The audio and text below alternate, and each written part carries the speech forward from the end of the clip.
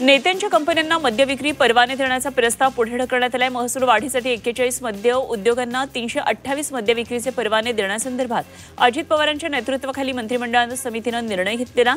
मात्र या निर्णयावरून टीका होऊ लागल्याने तुर्तास एकही नवा परवाना द्यायचा नाही असा निर्णय घेण्यात आलाय। पंतप्रधान नरेंद्र मोदींच्या वाढदिवसानिमित्तानं भाजप सावंतवाडीच्या माध्यमातून फिरत्या दवाखान्याचा शुभारंभ करण्यात आला। सिंधुदुर्गमधल्या काही दुर्गम भागात आवश्यक वैद्यकीय सेवा मिळत नसल्यानं नागरिकांची गैरसोय होती। या फिरत्या दवाखान्याचा दुर्गम भागातल्या नागरिकांना फायदा होईल असा विश्वास भाजप कार्यकर्ते विशाल परब यांनी व्यक्त केला।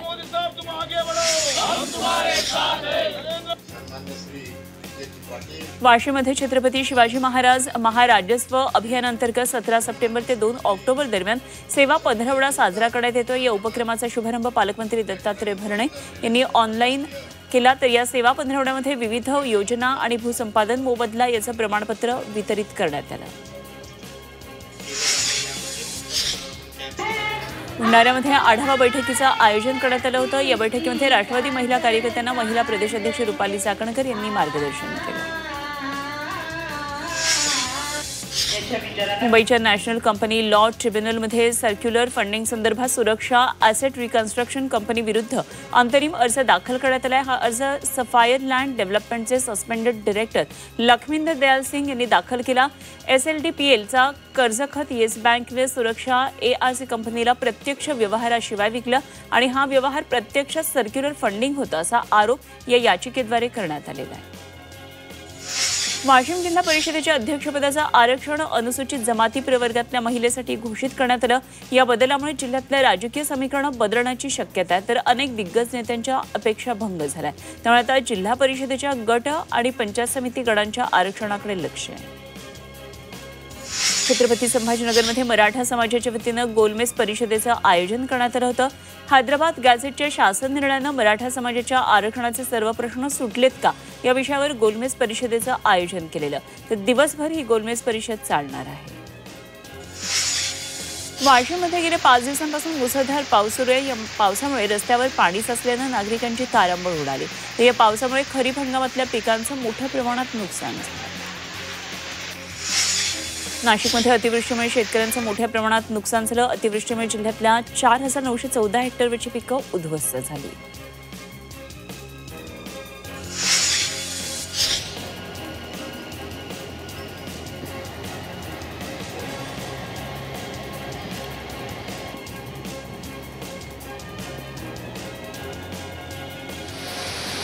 नाशिकमधल्या गंगापूर धरणामधून पाण्याचा विसर्ग वाढवण्यात आला, त्यामुळे गोदावरी नदीतल्या पाणी पातळीत वाढ झाली आहे। गंगापूर धरणातून 1136 क्युसेक वेगानं गोदावरी नदीत पाण्याचा विसर्ग सुरू आहे। त्यासाठी नदीकाठच्या गावांना सतर्कतेचा इशारा देण्यात आला आहे।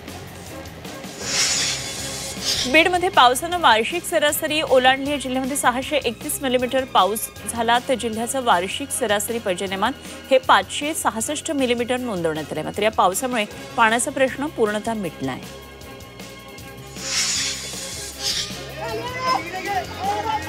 साताऱ्यातल्या गुठाळे गावामध्ये 3 म्हशी पाणी पिताना कॅनलच्या जोरदार प्रवाहामध्ये वाहून गेल्या। या म्हशींना 20 किलोमीटर अंतरावर काही तरुणांनी कॅनलमध्ये उडी मारून सुरक्षितरित्या बाहेर काढलं।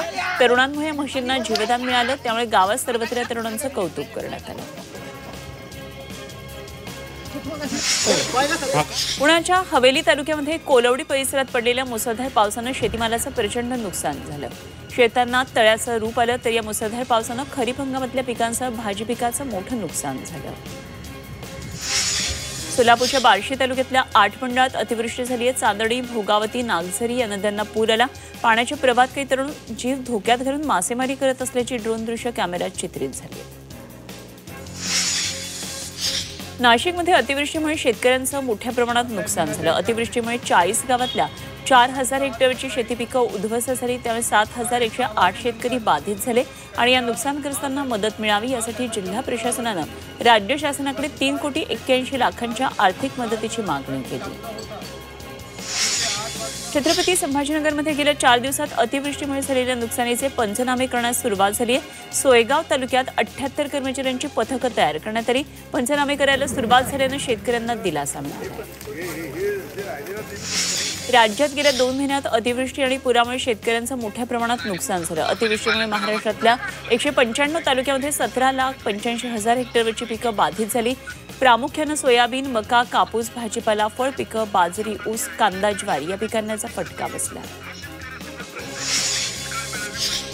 संभाजीनगरचे पालकमंत्री संजय शिरसाट आज पैठण तालुक्याच्या दौऱ्यावर आहेत. अतिवृष्टीमुळे नुकसान झालेल्या पिकाची पाहणी करण्यासाठी शिरसाट या दौऱ्यावर आहेत. संजय शिरसाट यांनी मुधळवाडीतल्या पावसामुळे स्थलांतरित झालेल्या कुटुंबांची भेट घेतली आणि अडचणी जाणून घेतल्या.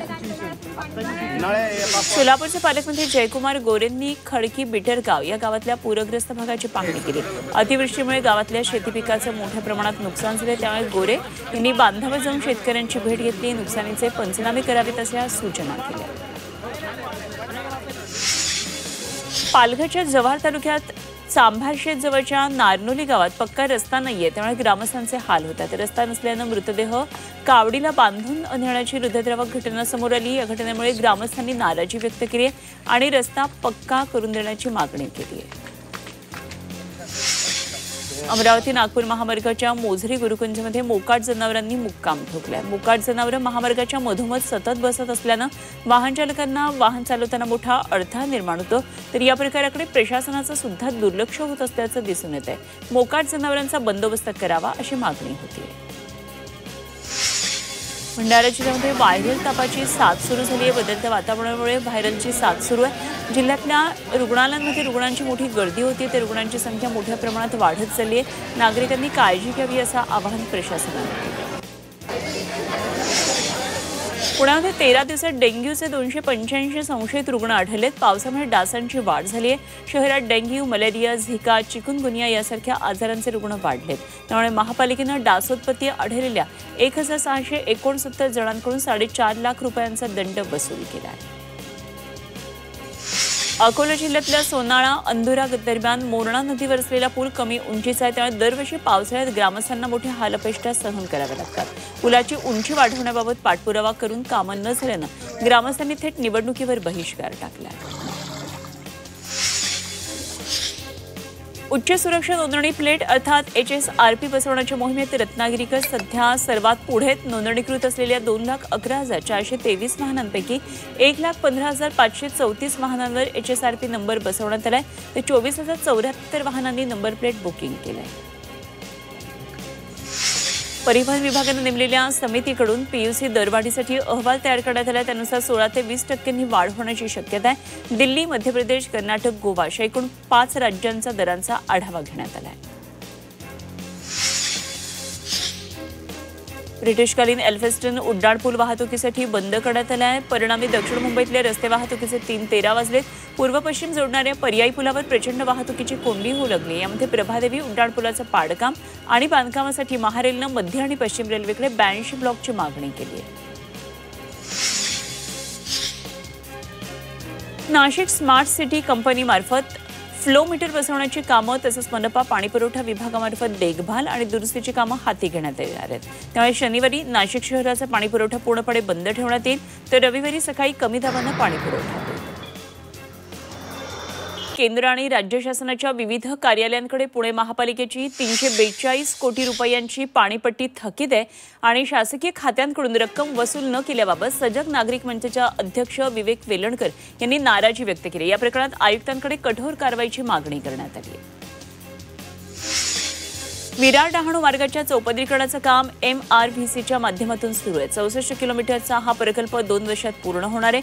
हा प्रकल्प पूर्ण झाल्यावर विरार डहाणू दरम्यान वाधिवा, सरतोडी, माकुणसर तसंच चिंटूपाडा, पांचाली, वंजारवाडा आणि BSES कॉलनी ही नवीन 7 स्टेशन्स उभारण्यात येतील.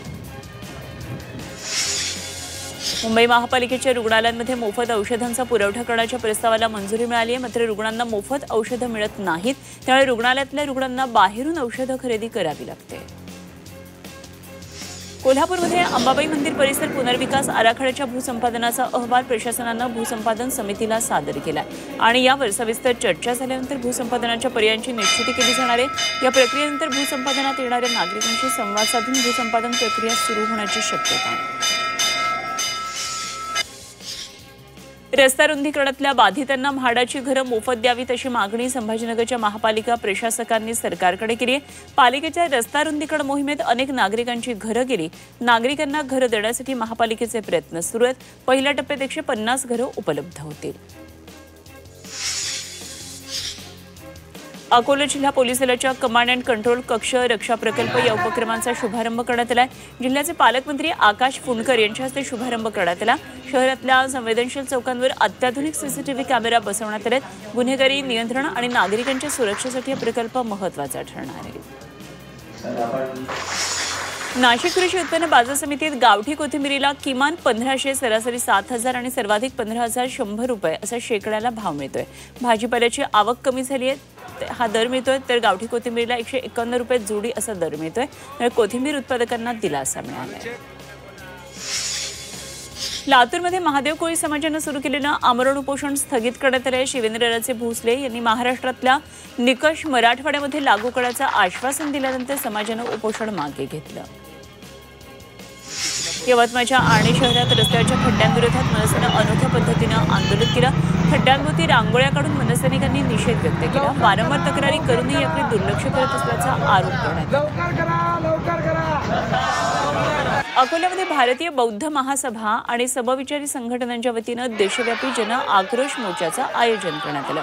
महाबोधी महाविहार, डॉक्टर बाबासाहेब आंबेडकरांची जन्मभूमी महू आणि नागपूरची दीक्षाभूमी यांच्या मुक्तीच्या मागणीसाठी मोर्चा काढण्यात आला। रायगडमध्ये शिवसेना आपल्या दारी उपक्रमांतर्गत शासनाच्या विविध योजनेतून लाभार्थ्यांना विविध लाभांचं वितरण करण्यात आलं। व्यवसायासाठी वाहनांचं वितरण, आयुष्यमान कार्ड, शेतकरी ओळखपत्र, मनरेगा जॉब कार्ड, आधार कार्ड तसंच विविध योजनेत लाभ भेटलेल्या नागरिकांना वस्तू आणि प्रमाणपत्रांचं वाटप केलं। मुख्यमंत्री देवेंद्र फडणवीस यांनी नागपूरमध्ये मस्कऱ्या गणपतीचं दर्शन घेतलं। 1787 पासून नागपूरमध्ये मस्कऱ्या गणपतीचं पितृपक्षात स्थापना केली जाते। नागपूरच्या राजे भोसले कुटुंबियांकडून या गणपतीची स्थापना करण्यात येते। रायगडमध्ये नवरात्र उत्सवाची जोरदार तयारी सुरू झाली आहे। मूर्तिकार देवींच्या मूर्तीवर अखेरचा हात फिरवताना दिसतात। सप्तशृंगी, दुर्गा, रेणुका, महालक्ष्मी, भवानी, एकवीरा माता अशा विविध रूपातल्या मूर्ती तयार करण्यात येतात। त्यांच्यावर साजशृंगार चढवला जातोय। यवतमाळमध्ये बेरोजगार युवकांची फसवणूक करण्यात आली। दिल्लीतल्या एका संस्थेमार्फत सर्वत्र शिक्षा समितीच्या नावानं कार्यालय थाटून 2000हून अधिक बेरोजगार युवकांची फसवणूक केली। या संस्थेनं शासकीय पदभरतीची जाहिरात देऊन बेरोजगारांकडून अर्ज शुल्क 400 रुपये आणि सुरक्षा ठेव म्हणून 15500 रुपये घेतलेले होते। बीड जिल्ह्यातल्या उपसरपंच गोविंद बर्गे आत्महत्या प्रकरणात प्रकाश होतात आलेले धाराशिवच्या कला केंद्राचा परवाना अखेर रद्द करण्यात आलाय। जिल्हाधिकाऱ्यांनी कायमस्वरूपी परवाना रद्द केलाय आणि याच कला केंद्रातली नर्तकी गोविंद बर्गे यांच्या आत्महत्या प्रकरणामध्ये मुख्य आरोपी आहे। 8 महिन्यामध्ये मराठवाड्यात तब्बल 707 शेतकऱ्यांनी आत्महत्या केल्यात। यामध्ये जून, जुलै आणि ऑगस्ट या 3 महिन्यात 970 शेतकऱ्यांनी मृत्यूला कवटाळलंय। कर्जबाजारीपणा, नापिकीला कंटाळून शेतकऱ्यांनी आत्महत्या केली।